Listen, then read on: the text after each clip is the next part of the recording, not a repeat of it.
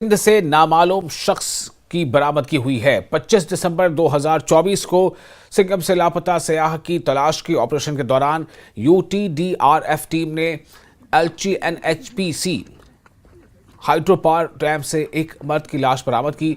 लाश को पोस्टमार्टम और डीएनए टेस्ट के लिए एसएनएम अस्पताल लेह मुंतकिल किया गया। 17 मार्च को SSP Leh, additional SSP Leh और एसएचओ पीएस लेह की क़यादत में डिस्ट्रिक्ट पुलिस ने पुलिस स्टेशन लेह की पुलिस पार्टी और यूटीडीआरएफ टीम के साथ मिलकर लापता शख्स की तलाश का काम दोबारा शुरू किया। इससे कबल दरियाए सिंध में पानी जमने की वजह से तलाश का काम रोक दिया गया था। हमने 25 तारीख को किया था, 25 दिसंबर को, तो करीब करीब लगभग पूरे 3 महीने हुए हैं।